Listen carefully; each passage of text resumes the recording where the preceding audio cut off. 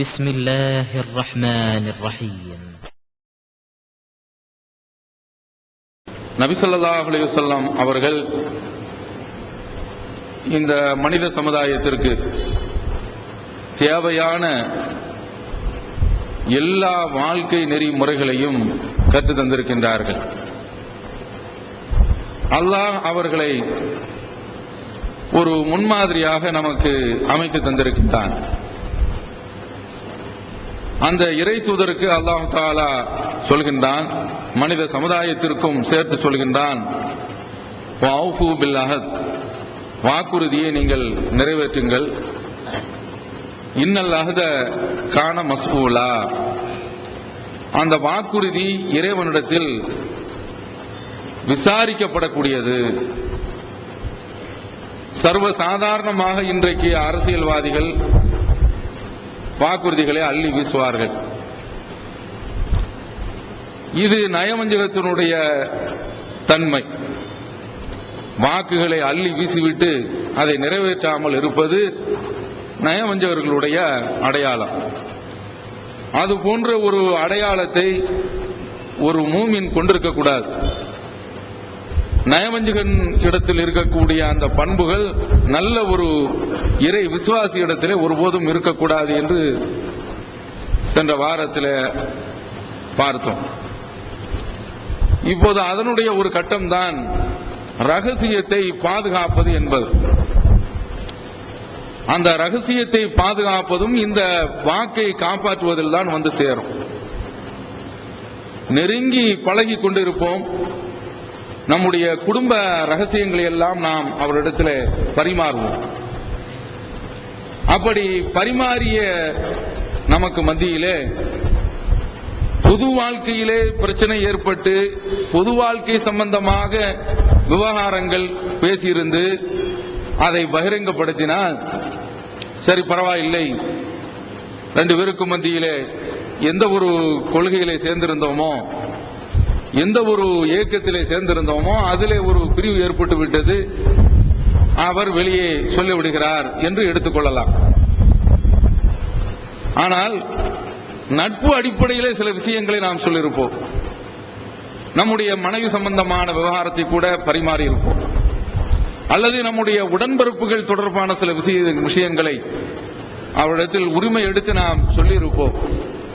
அதையெல்லாம் சேர்ந்திருக்கும் போதோ அல்லது பிரிந்திருக்கும் போதோ பிறரிடத்தில் சொல்வது, அந்த ரகசியத்தை போட்டு உடைப்பது என்பது இருக்கின்றதே, ஒரு மூமினுக்குரிய பண்பு கிடையாது. மூமினாக இருக்கக்கூடிய நாம், ஏகத்துவ கொள்கையில் இருக்கக்கூடிய நாம், நம் இடத்தில் எந்த ரகசியம் சொல்லப்படுகின்றதோ அந்த ரகசியத்தை நாம் பாதுகாக்க வேண்டும். அதுவும் ஒரு வாக்குறுதியை சார்ந்ததுதான். ரகசியம் என்பது ஒரு வாக்குறுதி. அந்த வாக்குறுதியை நாம் ஒருபோதும் என்ன ஒரு காலகட்டத்திலையும் வெளியே சொல்லிவிடக்கூடாது. இதை நாம் கவனத்தில் வைக்க வேண்டும். நபி தோழர்கள் அவர்கள் எப்படி பழகியிருக்கின்றார்கள், அவர்களுக்கு மத்தியில் உள்ள அந்த நட்பு தொடர்பு,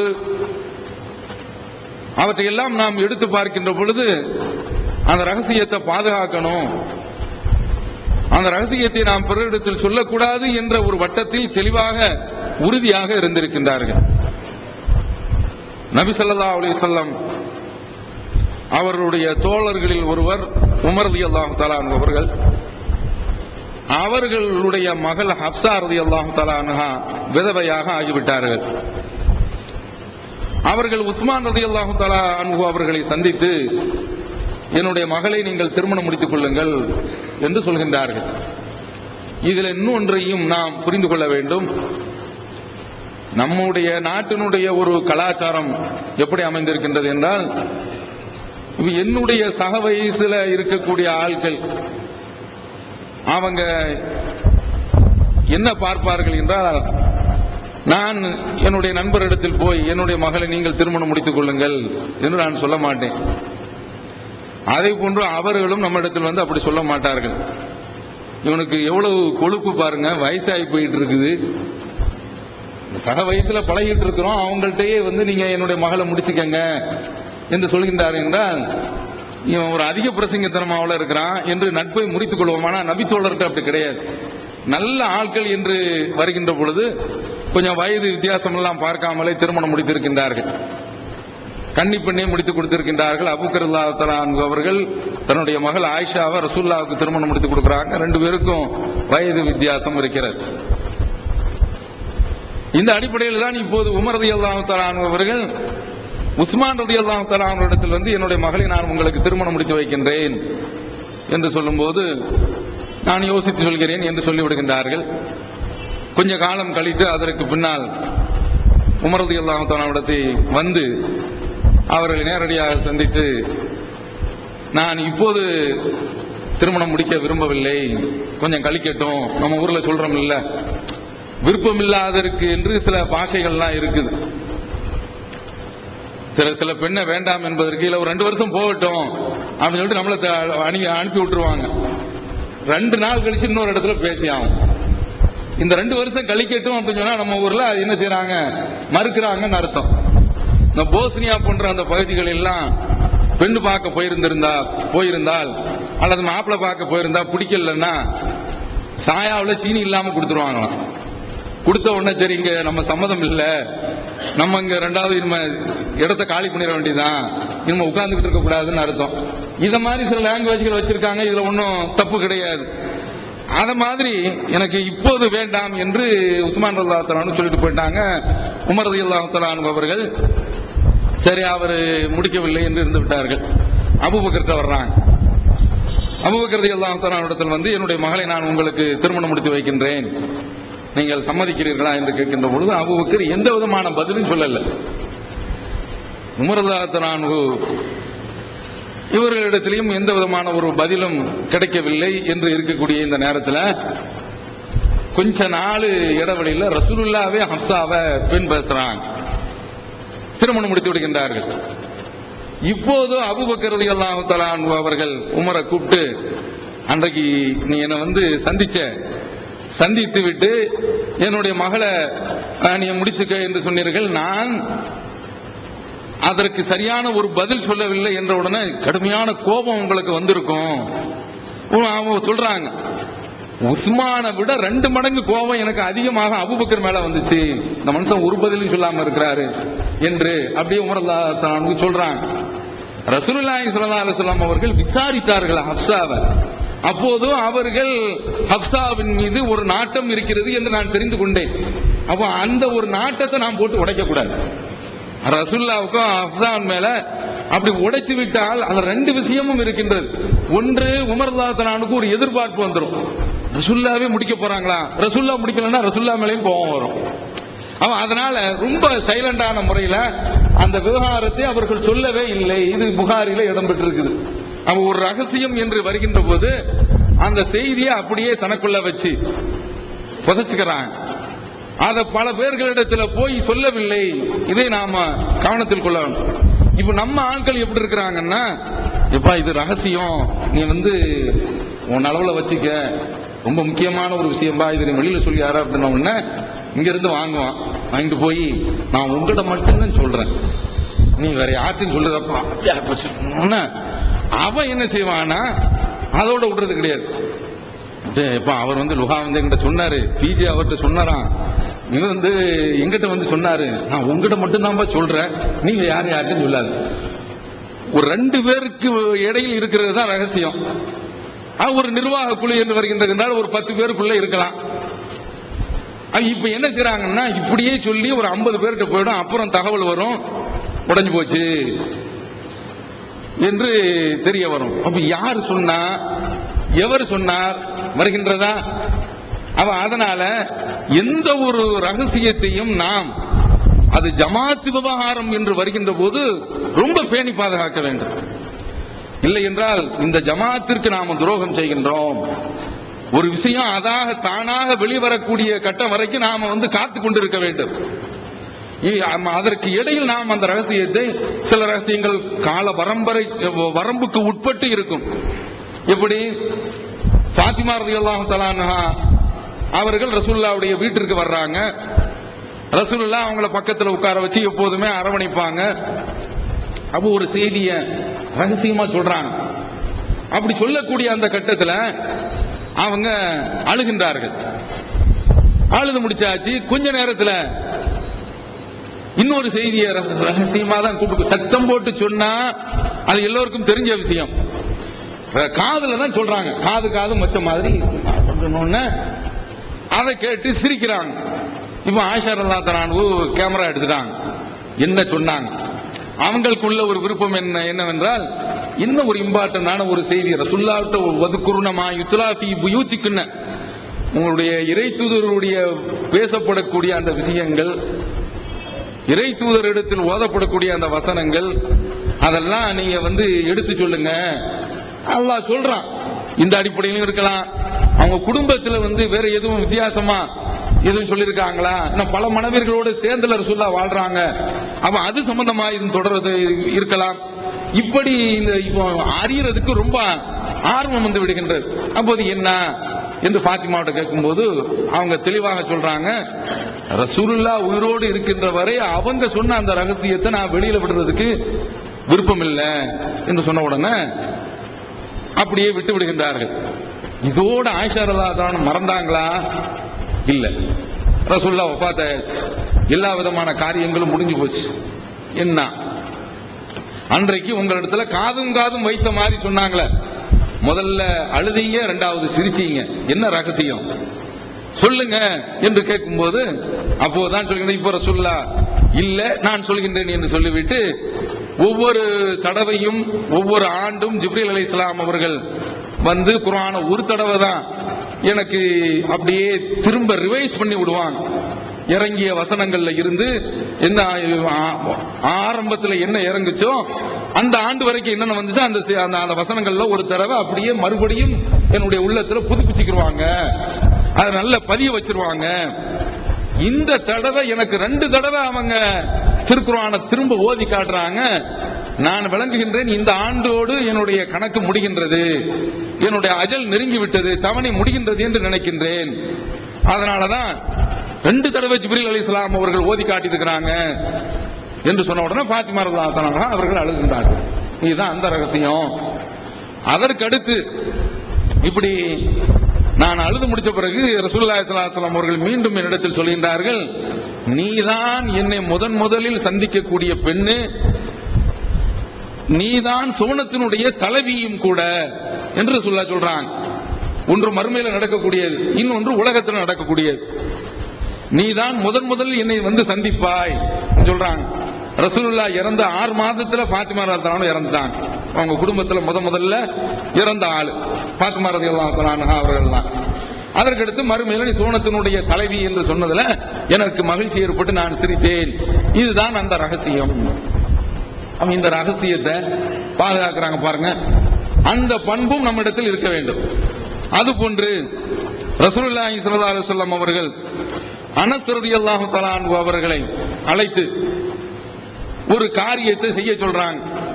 அவங்க அந்த காரியத்தை செய்துவிட்டு ரசூலுல்லாஹ்விடத்தில் அந்த பணியெல்லாம் முடித்து விட்டு வீட்டுக்கு வருவதற்கு தாமதமாகிவிட்டது. இப்போது அவர்களுடைய தாயார் கேட்கிறாங்க, ஏன்பா இவ்வளவு நேரம், ஏன் இவ்வளவு தாமதமாக நீ வந்தாய் என்று கேட்கும்போது அவங்க சொல்றாங்க, ரசூலுல்லாஹ் ஒரு வேலை நிமித்தமாக என்ன அனுப்புனாங்க, அதுல தாமதம் ஆயிடுச்சு. அது என்ன வேலை அப்படின்னு சொல்லி கேட்கிறாங்க. அவங்க கேட்கறது ஒன்றும் தப்பு இல்லை. இல்ல அது ரசூலுல்லாஹ் ரகசியம் சொல்லிட்டாங்க, நான் சொல்ல மாட்டேன். உடனே தாயார், நம்ம என்ன கேட்போம், அதான் என்ன சொல்லம்பா, நான் உண்மை தானப்பா, நீ எங்கிட்ட சொல்லாம வேற யார்கிட்ட நீ சொல்ல போற, நானா ரசூலுல்லாஹ் மீது தப்பாவா நினைக்க போறேன், அந்த விஷயத்தை நீ சொல்லாம அன்னைக்கு சாப்பாடே கிடைக்காது. இப்போது அவங்க சொல்றாங்க, ரசூலுல்லாஹ்வுடைய அந்த செய்தினா நீ ரகசியமாகவே நீ வைத்துக்கொள், நீ பாதுகாத்துக்கொள், அதை நீ வெளியே சொல்லாதே சொல்றாங்களா.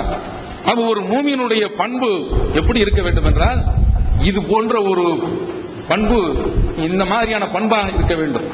ஒரு ரகசியம் என்று வருகின்ற பொழுது அந்த ரகசியம் அது ஒரு அமானிதம். அமானிதத்திற்கு ஒருபோதுமே மோசடி செய்யக்கூடாது. முனாஃபிக் தான், நயவஞ்சகன் தான் அமானிதத்திற்கு மோசடி செய்வான். இதான் ஹத்தத கதிப, பேசினால் பொய் பேசுவான், இது தூமின காண, நம்பப்பட்டால் அந்த நம்பிக்கைக்கு துரோகம் செய்வான். வெளிவந்துவிட்டது இஸ்லாம் கூறும் குடும்பவியல் ரமலான் மாதம் தொடர் சொற்பொழிவு 5 டிவிடிகளாக விலை ரூபாய் 150 மட்டுமே. கூரியர் செலவு தனி. கிடைக்கும் இடம் TNTJ வீடியோ விஷன், நம்பர் 30, அரமனைக்காரன் தெரு, மண்ணடி, சென்னை 1. உணர்வு முஸ்லிம் சமுதாயத்தின் நம்பர் 1 தமிழ் வார இதழ். ஒருங்கி கிடந்த முஸ்லிம்களின் உணர்வுகளை கட்டி எழுப்புவதற்கு 13 ஆண்டு கால வரலாற்று சாதனை படைத்த ஒரே இதழ் உணர்வு. செய்திகளின் நடுநிலைமை, விமர்சனங்களின் நேர்மை, சமுதாய செய்திகளுக்கு முன்னுரிமை, இஸ்லாத்தின் எதிரிகளை அடையாளம் காட்டுதல், அரசியல், ஆன்மீகம் பற்றிய கேள்விகளுக்கு ஆணித்தரமான பதில்கள், ஆய்வு கட்டுரைகள், பல சுவையான அம்சங்களுடன் வெளிவரும் உணர்வின் வாசக சமுத்திரத்தில் நீங்களும் சங்கமமாகுங்கள். ஆண்டு சந்தா உள்நாடு ரூபாய் 400, வெளிநாடு ரூபாய் 2300, தனி இதழ் ரூபாய் 8. உங்கள் டிராஃப்ட்களை Muslim Media Trust number 7, Vadamaraikka street, 2nd floor, Mannady, Chennai 1 என்ற முகவரிக்கு அனுப்பி வையுங்கள். வாக்குறுதி கொடுத்தால் அதற்கு மாற்றமாக நடப்பான். இந்த மூன்றும் நயவஞ்சகர்களிடத்தில் இருக்கக்கூடிய பண்புகள். அந்த பண்புகள் ஒருபோதுமே ஒரு மூமினிடத்தில் இருக்கக்கூடாது. ஆனா இன்றைக்கு தௌஹீத் ஜமாத்தில் உள்ள ஆட்களாக இருக்கட்டும் சரி, வேறு எந்த ஆட்களாக இருக்கட்டும் சரி, அந்த ரகசியம் என்று வருகின்ற போது அத வெளியில போய் சொல்றது, சர்வசாதாரணமாக பகிர்ந்து கொள்வது, பரப்புறது. இப்படி பரப்பக்கூடிய இந்த ஒரு தன்மை இருக்கின்றது ஒருபோதும் மூமின்களிடத்தில் இருக்கக்கூடாது. அது சில பேர் இந்த ரகசியங்களை பரப்பும் போது ரொம்ப சஸ்பென்ஷனா பரப்புவான், ரொம்ப சுவாரஸ்யமா. அவரு அப்துல் காதர் இருக்கார்ல, நேற்று வந்தாருமா, வந்துட்டு என்கிட்ட ஒரு செய்தியை சொன்னாரு அப்படின்னா உடனே இவன் பக்கத்துல ஒரு என்ன சொன்னாரு, அதை ஏன்பா கேட்கிற நீ, உடுப்பாது விடு அப்படின்ன உடனே இவனுக்கு சஸ்பென்ஸ் ஆகும். இல்லப்பா நமக்கு மனசு ரொம்ப கஷ்டமா இருக்கு, அப்படியே சிவாஜி கணேசன் தோத்து போயிடுவான், ரொம்ப எனக்கு மனசு ரொம்ப கஷ்டமா இருக்கு, இதை போய் நம்ம இதெல்லாம் சொல்றது மனசு வேதனையா இருக்குப்பா இப்படின்னு சொல்லிட்டு ஒரு 4-5 தடவை போட்டு அதை போட்டு அப்படியே ரொம்ப பில்டப் பண்ணி டெவலப் பண்ண உடனே அப்புறம் அவன் உள்ள அந்த இதை பூரா என்ன செய்யறது சொன்ன உடனே இப்ப அவன் அவர் சொல்ல மாட்டாருன்னு என்றுதான் சொல்லிக் கொண்டுதான் நாம தான் வற்புறுத்தி அவர்கிட்ட கறந்துட்டோம் அப்படிங்கிற ஒரு ஃபீலிங் அங்க ஏற்படுத்தி விடுறது. இந்த மாதிரியான ஆட்களும் சமுதாயத்தில் இருக்கிறாங்க. இது போன்ற இந்த விஷயங்கள் இருக்கின்றனவே, இந்த பண்புகள் இப்படி அந்த செய்திகளை எடுக்கிறது, அந்த செய்திகளை பரப்புறது, ரகசியம் என்று வந்துவிட்டால் அதை அப்படியே வைத்துக் கொள்ள வேண்டும். இந்த மாதிரியான ஒரு நிலைமை நம்முடைய ஜமாத்துல இருக்கக்கூடாது, வளரக்கூடிய அந்த தலைமுறையிடத்தில் இருக்கக்கூடாது. ஜமாத்தினுடைய கண்ணியம் என்று வருகின்ற போது அந்த கண்ணியத்தை பாதுகாக்க வேண்டும். எந்த ஒரு கட்டத்திலையும் அதுலயும் சில சமயங்கள்ல சில செய்திகளை நாம பகிர்ந்திருப்போம். அப்படி பகிர்ந்திருக்கக்கூடிய அந்த கருத்துக்களை அது ஒரு ஆளோட கூட நிறுத்தலைங்க. என்ன செய்வதுன்னா நெட்ல போட்டு விடுறது.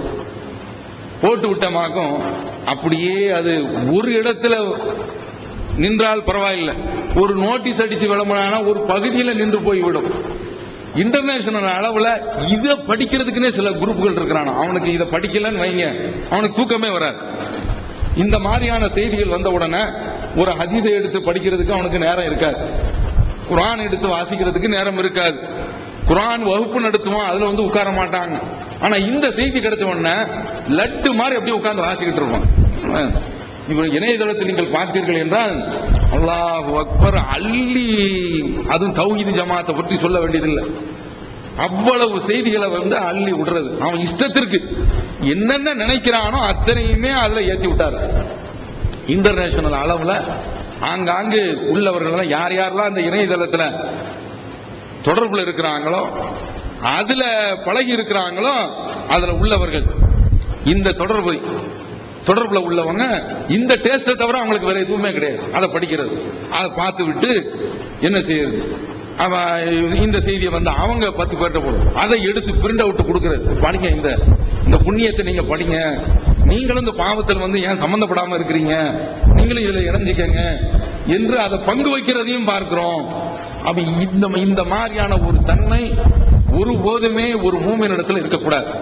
ரகசியம் என்பது பாதுகாக்கப்பட வேண்டும். அந்த ரகசியத்தை வெளியில வெளியில விடக்கூடாது.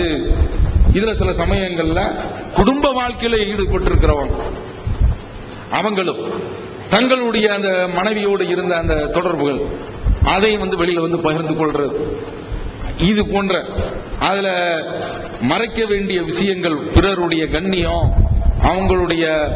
அவங்களுக்கு ஏற்படக்கூடிய அந்த ஒரு குறைபாடு, இதையெல்லாம் நாம வெளியில சொல்லி அதை ரசிக்கிறது, அதை அந்த செய்தியை திரும்ப திரும்ப நம்ம கேட்டு மகிழ்றது, இது போன்ற பண்பு ஒரு கட்டத்திலும் நம்ம இடத்துல இருக்கக்கூடாது. நம்ம நாமே மாற்றிக்கொள்ள வேண்டும். வளரும் போதே இந்த மாதிரியான தௌஹீத் ஜமாத்தில் இருக்கிறோம். நம்ம எல்லா வகையிலையும் நம்மை பொறுத்தவரையில தொழுகை விஷயத்துல, அது போன்ற கொள்கை விஷயத்துல நம்ம உறுதியாக இருக்க வேண்டும் என்று திரும்ப திரும்ப சொல்றோம். ஆனா குணநலத்தில் எங்கேயோ கீழே போய் விடுகின்றோம். ஒரு மனிதன் ஒரு சில வார்த்தையை சொல்வதின் காரணத்தால் ரசூலுல்லாஹ் சொல்றாங்க, நரகத்தினுடைய அதல பாதாளத்திற்கு அவன் போய் விடுகிறான். கவனிச்சுக்கிறனும். ஒரு வார்த்தை தான், நம்முடைய வாயிலிருந்து வரக்கூடிய வார்த்தை இருக்கின்றது, அது நம்மை நரகத்தில் தூக்கி போட்டுவிடும் என்று சொல்லக்கூடிய அளவுல ரசூல் அல்லாஹ்வுடைய தூதர் நம்மை எச்சரிக்கிறான். அதனால நாம எந்த ஒரு விஷயத்திலையும் தௌஹீத்வாதி என்று சொன்னால் திருக்குர்ஆன் கூறக்கூடிய அந்த பண்புகள், அந்த வாக்குறுதியை நிறைவேற்றணும் என்ற அந்த தன்மை நம்மிடத்தில் இருக்க வேண்டும். அதுல எந்த விதமான ஒரு சமரசமும் நம்மிடத்தில் இருக்கக்கூடாது. இது போன்ற இந்த பண்புகள்ல இது மட்டுமல்ல, நான் ஏற்கனவே சென்ற வாரம் சொன்னேன்ல, வாக்குறுதியை நிறைவேற்றுறது, இதுவும் வாக்குறுதியை நிறைவேற்றுவது தான். வாக்குறுதியை காப்பாற்றக்கூடிய அந்த விஷயத்திலையும் நாம பின்தங்கி வரக்கூடாது. இது இந்த ரகசியம் என்பதற்கு நம்மள்ட்ட சில பேர்கள் சொல்லுவாங்க. சொல்லும் போது அவங்களாகவே நீங்க இந்த செய்தியை வெளியில சொல்லாதீங்க என்று சொல்லிவிட்டும் போவாங்க. அந்த செய்தியை சமயத்தில் சொல்லிட்டு அவங்க சொல்லாமலும் போயிடுவாங்க. நாம இதை எங்க உங்களுக்கு வெளியில சொல்லலாமா, இப்படி சொல்றீங்களே என்று ஒரு செய்தி, அந்த செய்தியை நாம அவருக்கு சொன்னாரு என்று அதை சொல்வதற்கு அவர் கேட்டுக்கிறார். அவர் அதை இல்ல வேண்டாம் என்று சொல்லிவிட்டார். ஒரு சில செய்தி அப்படி சொல்லாம போயிருப்பார். இப்படி ஒரு செய்தியை சொன்னீங்களே, இந்த செய்தியை நான் அடுத்த ஆள்கிட்ட சொல்லலாமா என்று கேட்டுக்கொள்ள வேண்டும். அவர் அதற்கு விருப்பம் தெரிவிக்கவில்லையா, அந்த செய்தியை போட்டு உடைக்க கூடாது. அதை நாம ஒருவருடைய அல்லாஹ்வுடைய தூதர் என்ன சொல்றாங்க, உங்களுடைய ஹஜ்ஜத்துல் விதாவுல சொல்றாங்கல்ல, உங்களுடைய உயிர் உடைமை, அதே போன்று உங்களுடைய சுயமரியாதை, இது உங்கள் மீது ஹராம். நீங்க இதை போட்டு ஒருவருடைய சுயமரியாதை களங்கப்படுத்துற மாதிரி விஷயம் வந்துச்சா, அதையே நம்ம வெளியில சொல்லணும். இதற்கு அல்லாஹ் இடத்துல பதில் சொல்லி ஆகணும். அல்லாஹ் இதை மறுமையில் விசாரிக்காமல் விட மாட்டான். அவன் இந்த அடிப்படையில நம்ம அந்த ரகசியங்களை பாதுகாக்கணும். அப்படிப்பட்ட ஒரு பண்பில் உள்ளவர்களாக நாம் ஆவோமாக என்று கூறி நிறைவு செய்கிறேன். தமிழ்நாடு தௌஹீத் ஜமாஅத்தின் ஆதரவற்றோர் இல்லம் இறைவனுக்கு செய்ய வேண்டிய கடமைகளுக்கு அடுத்தபடியாக பெற்றோரை பேணுவது பற்றி இஸ்லாம் அதிகமாக வலியுறுத்துகிறது. பெற்றோரை பேணாதவர்கள் மறுமையில் வெற்றி பெற முடியாது என்று இஸ்லாம் அறிவுறுத்துகிறது. ஆயினும் இஸ்லாத்தின் இந்த கட்டளையை சில முஸ்லிம்கள் அலட்சியம் செய்து பெற்றோரை வீட்டை விட்டு விரட்டுகின்றனர், பெற்றோரை பிச்சைக்காரர்களாக மாற்றுகின்றனர். இந்த அவல நிலைக்கு பரிகாரம் காணும் வகையில் முதியோர் ஆதரவு இல்லத்தை தமிழ்நாடு தௌஹீத் ஜமாஅத் நடத்துகிறது. தாயன்புடன் உணவு, உடை, மருத்துவம் உள்ளிட்ட 24 மணி நேரமும் செவிலியருடன் கூடிய பராமரிப்பு மற்றும் தனி ஆம்புலன்ஸ் வசதி, இவை அனைத்தும் முற்றிலும் இலவசமாக செய்து தரப்படுகிறது. அனாதைகளை அரவணைப்பவரும் நானும் சொர்க்கத்தில் இணைந்திருப்போம் என்ற நபிகள் நாயகம் ஸல்லல்லாஹு அலைஹி வஸல்லம் அவர்களின் அமுத மொழியை ஏற்று அனாதைகளை அரவணைக்கும் இல்லமும் தமிழ்நாடு தௌஹீத் ஜமாஅத் நடத்தி வருகிறது. இப்பணியை தொடர்ந்து செய்திட உங்கள் நன்கொடைகளையும் ஜகாத்தையும் தாராளமாக வாரி வழங்குமாறு கேட்டுக்கொள்கிறோம். உங்களது நன்கொடைகளை டிடியாகவோ, செக்காகவோ, மணி ஆர்டராகவோ அனுப்பலாம். டிடி அனுப்புபவர்கள் தமிழ்நாடு தௌஹீத் ஜமாத், வங்கி கணக்கு எண் 7882748227, இந்தியன் வங்கி, மண்ணடி கிளை என்ற பெயரில் எடுத்து அனுப்ப வேண்டிய முகவரி தமிழ்நாடு தௌஹீத் ஜமாத், மாநில தலைமையகம், 30 அரண்மனைக்காரன் தெரு, மண்ணடி, சென்னை 1. போன் 044252152226. Allah